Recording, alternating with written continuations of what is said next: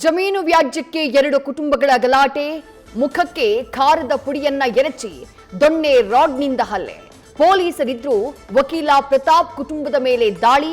ದೊಡ್ಡಬಳ್ಳಾಪುರದ ದಡಘಟ್ಟ ಮಡಗು ಗ್ರಾಮದಲ್ಲಿ ಘಟನೆ, 19 ಜನರ ವಿರುದ್ಧ ಕೇಸ್. ಗ್ಯಾಸ್ ರೇಟ್ ಹೆಚ್ಚಾಗ್ತಾ ಇದೆ, ವಾಟರ್ ಬಿಲ್ ಹೆಚ್ಚಾಗ್ತಾ ಇದೆ, ಬಾಡಿಗೆ ಕೂಡ ಹೆಚ್ಚು ಕೊಡಿ. ಬಾಡಿಗೆದಾರರಿಗೆ ಮಾಲಕಿಯಿಂದ ಕಿರುಕುಳ, ಹಲ್ಲೆ ಕೂಡ ಮಾಡಿದ ಆರೋಪ. ಬೆಂಗಳೂರಿನ ಜೀವನ್ ಭೀಮಾ ನಗರದ ಕೋಡಿಹಳ್ಳಿಯಲ್ಲಿ ಘಟನೆ.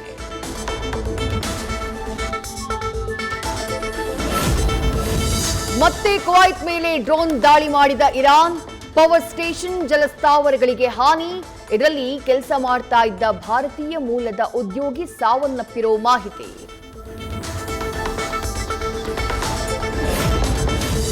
ಮಧ್ಯಪ್ರಾಚ್ಯದಲ್ಲಿ ನಿಲ್ಲದ ಯುದ್ಧೋನ್ಮಾದ, ಷೇರು ಮಾರುಕಟ್ಟೆ ಮೇಲೆ negative effect. Sensex 800 point, Nifty 200 ಅಂಕ ಕುಸಿತ.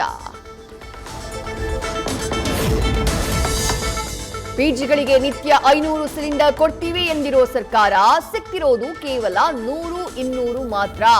ಅದರಲ್ಲೇ ಮ್ಯಾನೇಜ್ ಮಾಡ್ತಾ ಇರೋ ಪಿಜಿ ಮಾಲೀಕರು ಆಹಾರ ಸಚಿವರನ್ನ ಭೇಟಿ ಮಾಡೋಕೆ ಸಿದ್ಧತೆ.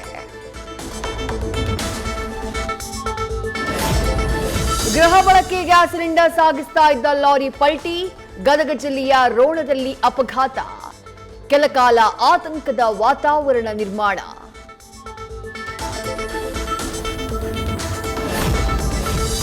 ಉಪಚುನಾವಣಾ ಅಖಾಡಕ್ಕೆ ಸಿಎಂ ಎಂಟ್ರಿ. ಇವತ್ತು ನಾಳೆ ಬಾಗಲಕೋಟೆಯಲ್ಲಿ ಸಿಎಂ ಮತಬೇಟೆ. ನಂತರ ದಾವಣಗೆರೆ ದಕ್ಷಿಣ ಕ್ಷೇತ್ರದಲ್ಲೂ ಕ್ಯಾಂಪೇನ್.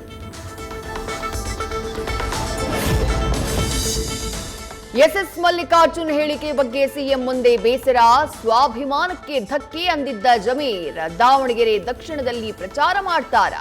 ಕೇವಲ ಬಾಗಲಕೋಟೆಗೆ ಮಾತ್ರ ಜಮೀರ್ ಮತಬೇಟೆ ಸೀಮಿತಾನ?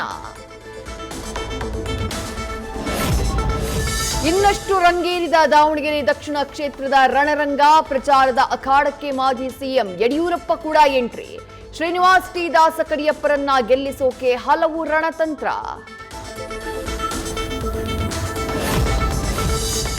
ಬಾಗಲಕೋಟೆಯಲ್ಲಿಂದು ಪ್ರಚಾರದ ಫೈಟ್. ಘಟಾನುಘಟಿಗಳಿಂದ ಮತಬೇಟೆ. ಕಾಂಗ್ರೆಸ್ನಿಂದ ಸಿಎಂ ಸಿದ್ದರಾಮಯ್ಯ ಪ್ರಚಾರ. ಬಿಜೆಪಿ ರಾಜ್ಯಾಧ್ಯಕ್ಷ ಬಿವೈ ವಿಜಯೇಂದ್ರರಿಂದಲೂ ಕ್ಯಾಂಪೇನ್. ಏಪ್ರಿಲ್ 1ರಿಂದ ಕಸ ವಿಂಗಡಿಸದ ನಾಗರಿಕರ ಮೇಲೆ ಜಿಬಿಎ ದಂಡಾಸ್ತ್ರ. ಮೊದಲ ಬಾರಿಗೆ 500 ರೂಪಾಯಿ, ಎರಡನೇ ಬಾರಿ 1,000 ರೂಪಾಯಿ ಫೈನ್. ಪದೇ ಪದೇ ನಿಯಮ ಉಲ್ಲಂಘಿಸಿದ್ರೆ ದೂರು. ಡಿಜೆಹಳ್ಳಿ ಪೊಲೀಸರಿಂದ ಅಪ್ರಾಪ್ತ ಬಾಲಕಿ ಭೀಕರ ಹತ್ಯೆ. ಪ್ರಕರಣದ ತನಿಖೆ ಚುರುಕು. ನನಗೆ ಸಿಗದವಳು ಬೇರೆ ಯಾರಿಗೂ ಸಿಗಬಾರದು ಅಂತ ಕೊಲೆ. ಜೈಪುರಕ್ಕೆ ಪರಾರಿಯಾಗಿದ್ದ ಆರೋಪಿ ಶಬೀಲ್ನ ಬಂಧಿಸಿ ವಿಚಾರಣೆ. ಅಣ್ಣಮ್ಮ ಸಾಂಗ್ಗೆ ಮಚ್ಚು ಹಿಡಿದು ರೌಡಿ ಶೀಟರ್ ಶಿಷ್ಯರ ಡ್ಯಾನ್ಸ್. ವಿಡಿಯೋ ವೈರಲ್ ಆಗ್ತಾ ಇದ್ದ ಹಾಗೆ ಮೂವರನ್ನ ಬಂಧಿಸಿದ ಸಿಸಿಬಿ. ಬ್ಯಾಟರಾಯನಪುರ ಠಾಣೆಯಲ್ಲಿ ಕೇಸ್ ದಾಖಲು. ಬೆಂಗಳೂರಿನಲ್ಲಿ ಮೋಡ ಕವಿದ ವಾತಾವರಣ. ಹವಾಮಾನ ಇಲಾಖೆಯಿಂದ ಮಳೆಯ ಮುನ್ಸೂಚನೆ. ಹಲವು ಜಿಲ್ಲೆಗಳಲ್ಲಿ ಕಾಣಿಸಿಕೊಳ್ಳಲಿದ್ದಾನೆ ವರುಣ. ರಾತ್ರಿ ಮಳೆಗೆ ಉರುಳಿದ ಮರದ ಕೊಂಬೆ. ಬೆಂಗಳೂರಿನ ಜೆಸಿ ರಸ್ತೆಯ ರವೀಂದ್ರ ಕಲಾಕ್ಷೇತ್ರ ಮುಂಭಾಗ ಘಟನೆ. ವಿಳಂಬವಾಗಿ ತೆರವು ಮಾಡಿದ್ರಿಂದ ಕೆಲಕಾಲ ಸಂಚಾರಕ್ಕೆ ಸಮಸ್ಯೆ. ಚಾಮರಾಜಪೇಟೆಯ ಆರ್ಎಸ್ಎಸ್ ಕಚೇರಿ ಪಕ್ಕವೂ ಧರೆಗುರುಳಿದ ಮರ.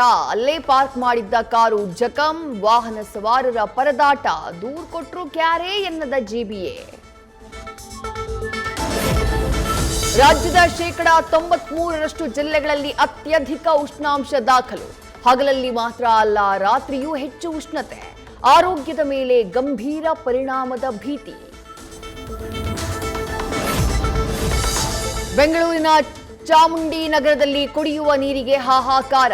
ಕಾವೇರಿ ನೀರು ಬರಲ್ಲ, ಬಿಡಬ್ಲ್ಯೂಎಸ್ಎಸ್ಬಿ ಬಿಲ್ ನೀಡೋದೂ ನಿಲ್ಲಿಸಲ್ಲ. ಟ್ಯಾಂಕರ್ ನೀರಿಗೆ ಕಾಸು ಕೊಟ್ಟು ಕೊಟ್ಟು ಸಾಕಾಗಿದೆ ಅಂತ ನಿವಾಸಿಗಳ ಆಕ್ರೋಶ. ಇಂದು ಧರ್ಮರಾಯಸ್ವಾಮಿ ದೇವಸ್ಥಾನದಲ್ಲಿ ಹಸಿ ಕರಗ. ಮಧ್ಯರಾತ್ರಿ 3 ಗಂಟೆಗೆ ಸಂಪಂಗಿ ಕೆರೆಯ ಶಕ್ತಿಪೀಠದಲ್ಲಿ ವಿಶೇಷ ಪೂಜೆ. ಮಗುವಿನ ರೂಪದಲ್ಲಿ ಹಸಿ ಕರಗದಲ್ಲಿ ದ್ರೌಪದಿ ದೇವಿ ನೆಲೆಸ್ತಾಳೆ ಎಂಬ ನಂಬಿಕೆ. ದಕ್ಷಿಣ ಕಾಶಿ ನಂಜನಗೂಡಿನಲ್ಲಿ ಗೌತಮ ಪಂಚಮಹಾರಥೋತ್ಸವ ಸಂಭ್ರಮ. ದರ್ಶನಕ್ಕೆ ಹರಿದು ಬಂದ ಭಕ್ತ ಸಾಗರ. ಶಾಸಕ ದರ್ಶನ್ ಧ್ರುವ ನಾರಾಯಣ್, ಡಿಸಿ ಸೇರಿದಂತೆ ಹಲವು ಗಣ್ಯರು ಭಾಗಿ.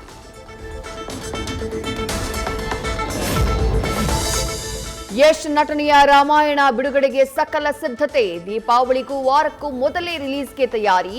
ಅಕ್ಟೋಬರ್ 30ರಂದು ಬಿಡುಗಡೆಯಾಗುವ ಸಾಧ್ಯತೆ. ನ್ಯೂಸ್ ಫಸ್ಟ್ ನಿರ್ಭೀತಿಯಿಂದ ನಿಮ್ಮ ಪರವಾಗಿ.